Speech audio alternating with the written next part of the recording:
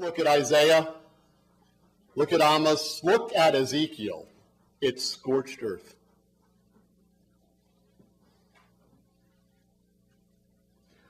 Well, his first book was 1966, and here's his book, The Cunning of History, which I still use in my Holocaust class. 98 pages, power. When you're done with that, you might want to check out of the human race. Rubenstein basically says that the 20th century is a century of mass death. The Holocaust is a paradigm for the future. And that history is a cycle of violence and atrocity. You either have power or you don't. We didn't have power. We have to have power. Israel is our power. Don't talk to me about morality. By the way, love Rubenstein for this. He says the Palestinians have every right to fight us. Many Jews today just can't imagine that Palestinians are fighting us. How dare they? And I always think, what are they supposed to send, love balloons? But the idea that a Jew could be fought, or a Jew could be hated for what they do, like stealing land, settling it, is so foreign to the Jewish imagination now. But Rubenstein says, sure, I'd fight them too, but hey, tough. They come after us, we beat them down. Otherwise, we're dead. If we don't understand this in Jewish discussion, we don't understand Constantinian Judaism. Now, Constantinian Jews aren't bad people. That's too easy. They have a view of the world, and they want to enforce a view of the world that comes from this analysis. You can reject the analysis, but you have to understand it, I think, in order to understand the Jewish conversation. Elie Wiesel, most of you would know of him. I use his book, Night, in my Holocaust class, but it's interesting that my students, this is his autobiographical journey through Auschwitz, where he lost his family. But my students come to my class, and they've already read Night 3 times. In junior high and in high school, mandated classes in the Holocaust. I'm not against it, but how does that function? Now, I know Oprah announced her retirement, and I want to be straight up. I'm jealous. I want to be on Oprah before she retires. It means at least 1 million books sold. I don't think I'm going to get there. But I just want to tell you honestly, I'd like to be there, so I don't want to, hide behind this. But notice when this translation came out, it was Oprah's book club selection, which made it a bestseller again. It sold millions of copies in its new edition. And by the way, Oprah went with Wiesel to Auschwitz, and the DVD is available. It's interesting, you have an African-American, slavery, never mentions it in this visit. Of course, both of extreme wealth, although Wiesel lost his money with the Madoff scandal. Don't worry, don't worry. Don't worry about him.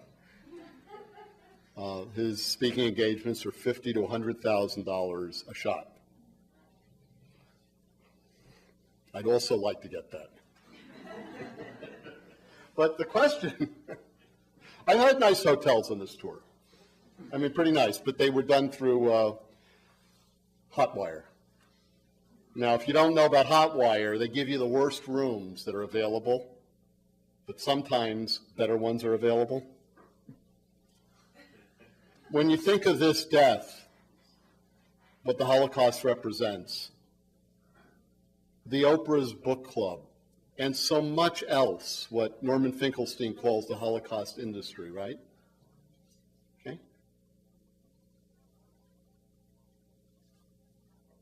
It trivializes the Holocaust. And when we use the Holocaust to justify the ghettoization of a people, it trivializes the Holocaust. So how, as the Holocaust is talked about more and more, and I teach it, and the students need to learn about it, but I also have to tell the students, my position on Israel and Palestine. It's not emphasized, it's not the whole course or even a big part of it, but I can't tell the students about the Holocaust and pretend that we are innocent. Because the teaching of the Holocaust and Holocaust studies and Jewish studies in universities, which often fences off dissent, often censors dissent, trivializes the Holocaust.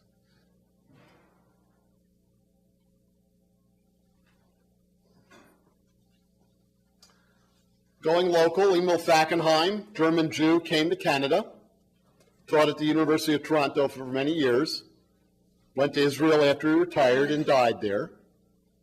Greenberg also said, I don't know about God, but in the 67 war, when he felt that Jews were threatened with another Holocaust, he believed that Jews responded not by hearing the commanding voice of Sinai, which we can't, but hearing the commanding voice of Auschwitz. What he calls the 614th commandment. Now again, this is all through Jewish speech and conversation. Orthodox Jews have 613 commandments, but Fackenheim believed that the Jewish people responded with their own commandment to survive and not to let Hitler win. Survival at all costs. Otherwise, Hitler wins.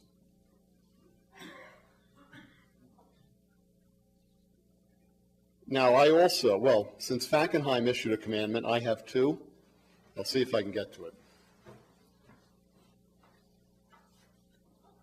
The Holocaust Memorial Museum in Washington, D.C. By the way, I gave a lecture there. Emil Fackenheim found out about it and faxed the 25 most influential Jewish persons in the United States, or the ones he thought, protesting my talk at the Holocaust Museum some years ago. And the Holocaust Museum is a haunting museum.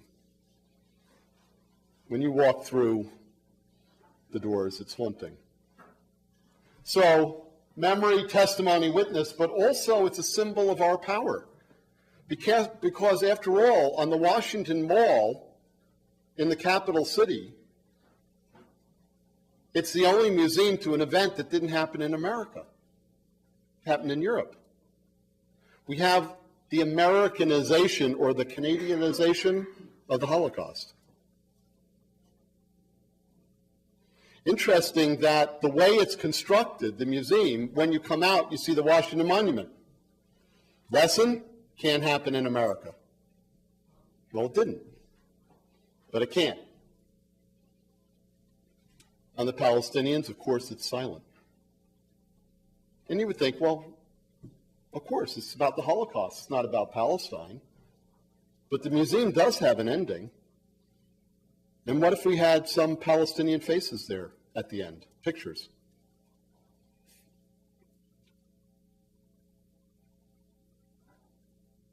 Would that change the meaning of the Holocaust or the challenges of the Holocaust now?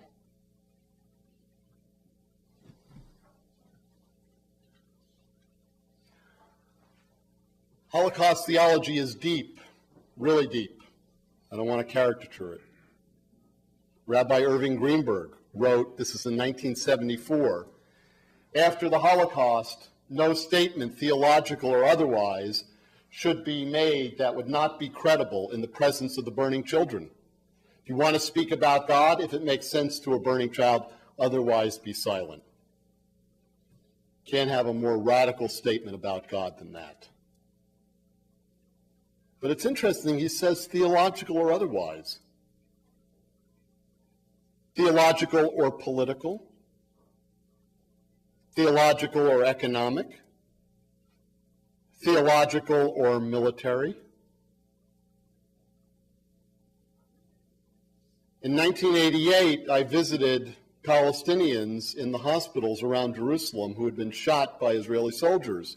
They were brain dead or paralyzed for life. And I wrote a poem. And it started with a statement. And I raised the question whether Palestinian children were burning. and if Palestinian children weren't also our own.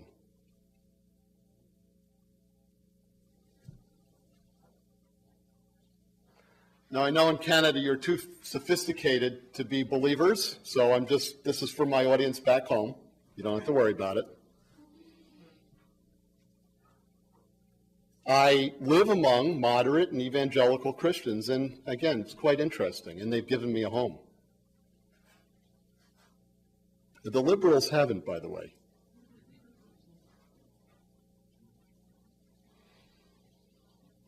But Greenberg says about faith, after Auschwitz, we now have to speak of moment faiths, moments when Redeemer and vision of redemption are present, interspersed with times when the flames of smoking children blot out our faith, though it flickers again. This is not right to say, I'm a theist, you're an atheist, or you're an atheist, I'm a theist. It's within us. Now, when I say this to some Jews on the left, they don't like that theist part. I know. It's tough.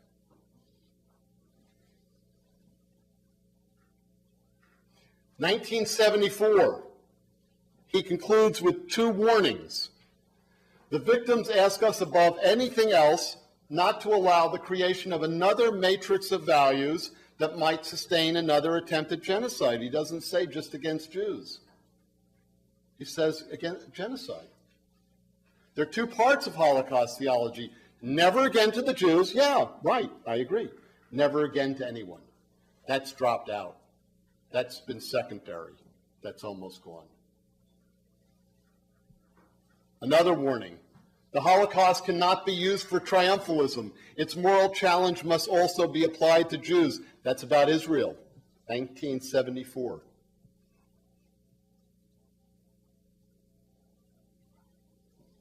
In Holocaust theology, there's depth, especially about God.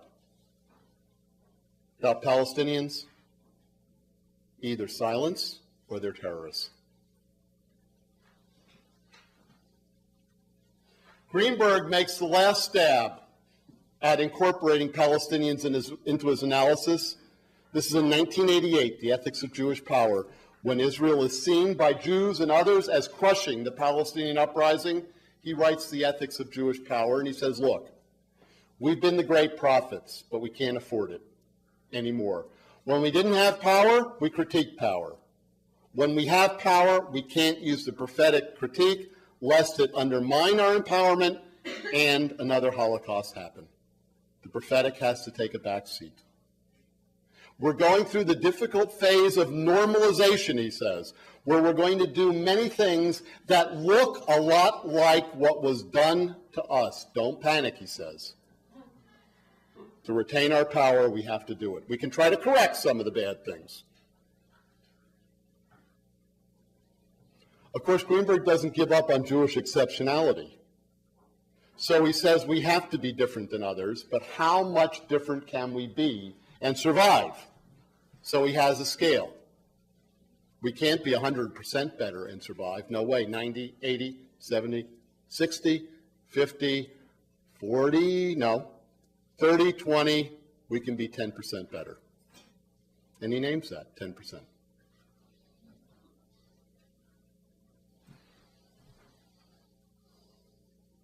Israel is different. We're coming to the end. We could go on for a longer time, but I'm going to. In the interfaith ecumenical dialogue after the war, many Christians said, our theology is covered with blood. I don't want it. They reformed the liturgy. They changed parts of the Christian narrative. They tried to rediscover their roots before the church. Revolutionary. Digging into the past and trying to move into the future. And Jews said to Christians, get off our backs, which we had every right to. And we will define ourselves. You've been defining us. We're going to define ourselves. We will critique your history. You must accept Israel as repentance for your anti-Semitism. That was the ecumenical dialogue. it became what I call the interfaith ecumenical deal, where we critique Christian history and demand silence on ours. Now, again, those of you who are too sophisticated for faith, it's also a political deal, which now is more relevant in Canada. The political deal is simple. Israel is different.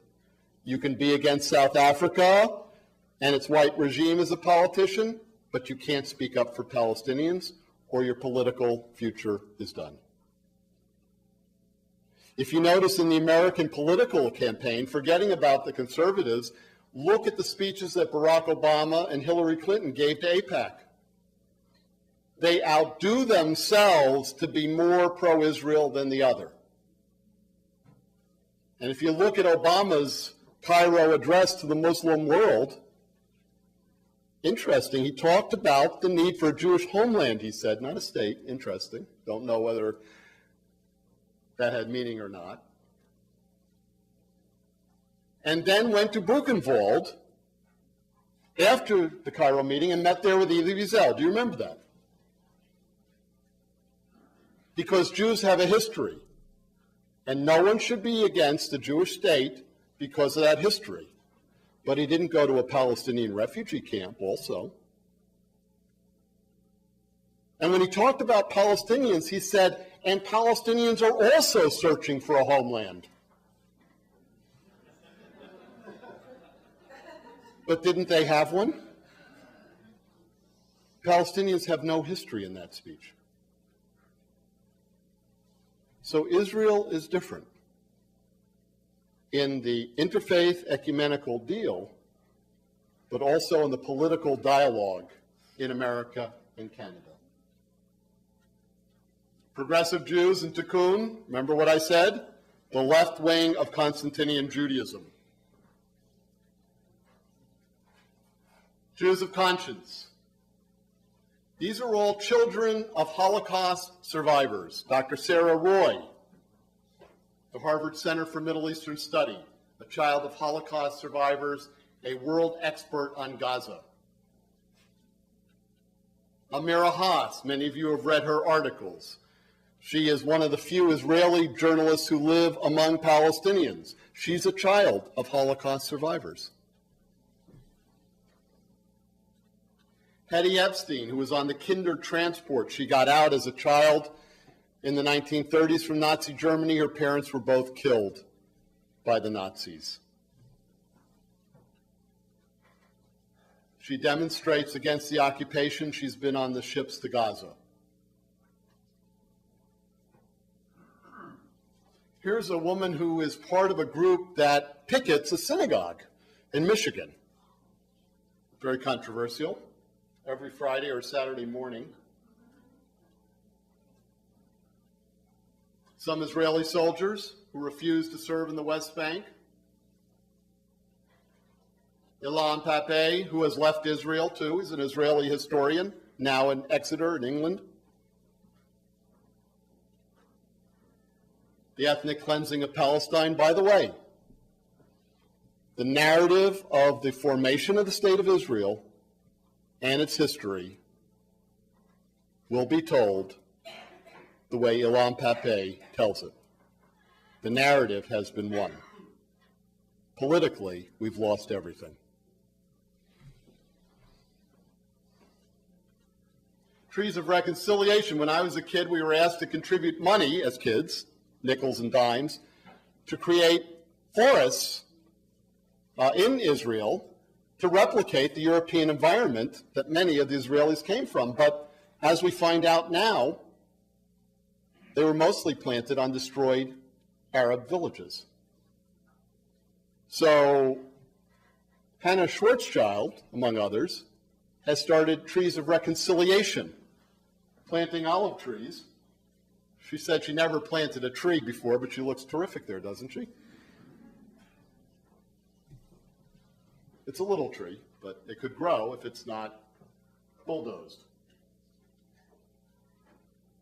And here's an attempt to shape a new narrative. This is what some Jews in Philadelphia have created, a Jews of Conscience poster. There's Dr. Sarah Roy, Albert Einstein, Chomsky, oh, there's me. Judah Magnus, Hannah Arendt, Ilan, Izzy Stone. Jews of conscience are trying to shape a new narrative about what it means to be Jewish. Here I'll end with the new 10 Commandments. And even of you who are not religious may be able to embrace them.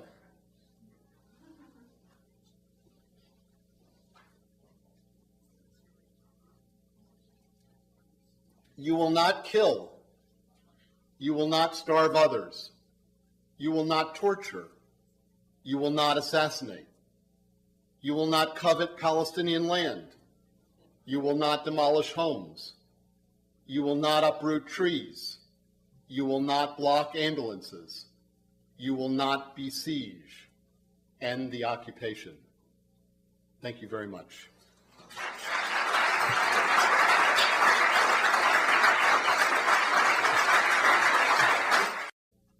In junior high and in high school, mandated classes in the Holocaust. I'm not against it, but how does that function? Now, I know Oprah announced her retirement, and I want to be straight up. I'm jealous. I want to be on Oprah before she retires. It means at least 1 million books sold. I don't think I'm going to get there. But I just want to tell you honestly, I'd like to be there, so I don't want to, hide behind this. But notice when this or a Jew could be hated for what they do, like stealing land, settling it. It's so foreign to the Jewish imagination now. But Rubenstein says, sure, I'd fight them too, but hey, tough. They come after us, we beat them down. Otherwise, we're dead. If we don't understand this in Jewish discussion, we don't understand Constantinian Judaism. Now, Constantinian Jews aren't bad people. That's too easy. And that history is a cycle of violence and atrocity. You either have power or you don't. We didn't have power. We have to have power. Israel is our power. Don't talk to me about morality. By the way, love Rubenstein for this. He says the Palestinians have every right to fight us. Many Jews today just can't imagine that Palestinians are fighting us. How dare they? And I always think, what are they supposed to send, love balloons? But the idea that a Jew could be fought. Look at Isaiah. Look at Amos. Look at Ezekiel. It's scorched earth.